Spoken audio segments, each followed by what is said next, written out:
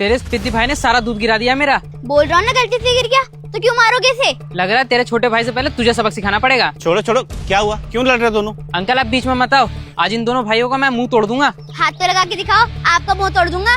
हुआ क्या है, बताओगे पूरी बात? अंकल देखो ना, टक्कर मार के सारा दूध गिरा दिया मेरा। कितने का था दूध? 180 रुपए का था। ये लो।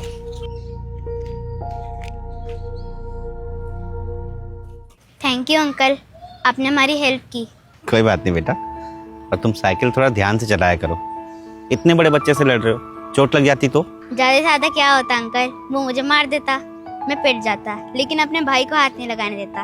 बड़ा दिलेर है बेटा तू। दिलेर का तो पता नहीं अंकल, लेकिन मैं अपने भाई से बहुत प्यार करता हूँ, उसके लिए जंग भी लड़ सकता हूँ। ठीक है बेटा, तुम दोनों जाओ और ध्यान से जाना, लेके जाओ अपने भाई को। ठीक है अंकल।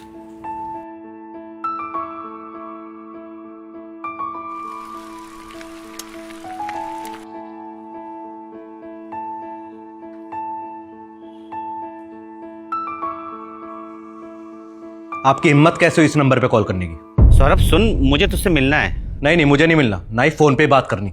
अब जो फैसला होगा ना, कोर्ट में ही होगा। सौरभ फोन मत काटना, मुझे तुझसे बात करनी है। सुन, मैं तुझे दुकान देने को तैयार हूँ।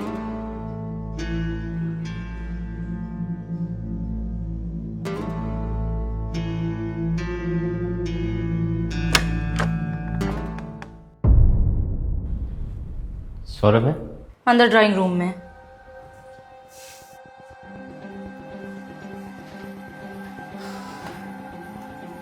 ये ले सौरभ, ये दुकान के कागज हैं, कोर्ट से अपना केस वापस ले ले। क्यों?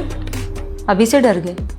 अभी तो हमने बस एक केस किया है, आगे आगे देखो हम क्या करते हैं। प्रिया, डरता वो है जिसने कुछ गलत किया हो। पिताजी ने दुकान के कागज अपने स्वर्ग से धारने से पहले मुझे दिए थे। नकली कागज तुम लोगों ने बनवाए थे।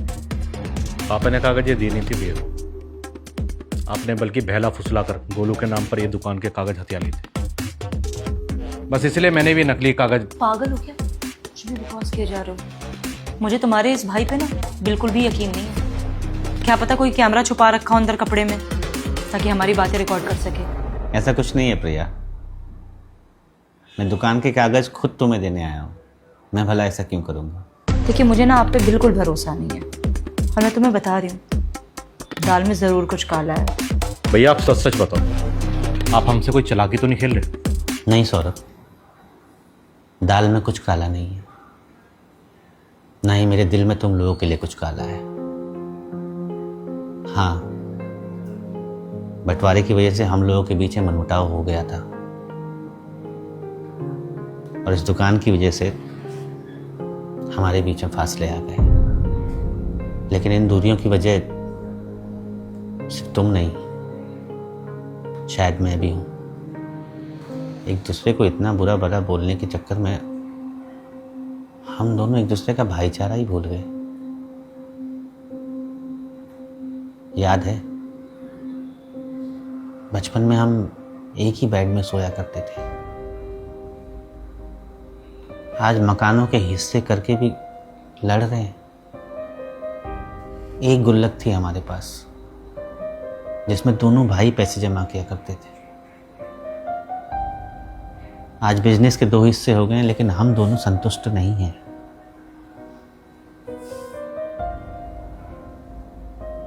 मोहल्ले में हम दोनों में से किसी की भी लड़ाई हो जाती थी तो दोनों एक दूसरे के लिए ढाल बनकर खड़े हो जाते थे। आज एक जरा सी दुकान के लिए हम कोर्ट में कुत्ते बिल्लियों की तरह लड़ रहे हैं। नहीं चाहिए भाई, नहीं चाहिए ऐसी दुकान जो मुझे मेरे भाई से अलग करते। तुम्हें चाहे जो भी लगे, दाल में कुछ काला नहीं है।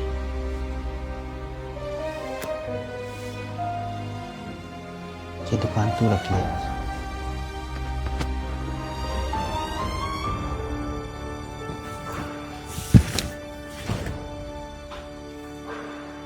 तुम्हारे भाई ने तो सच में दुकान तुम्हारे नाम कर दी।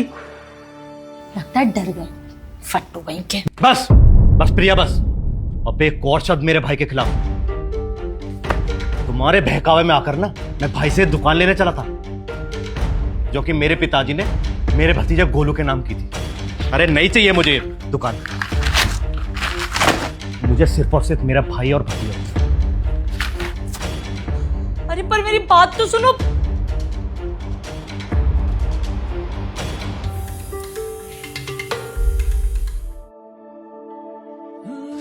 भैया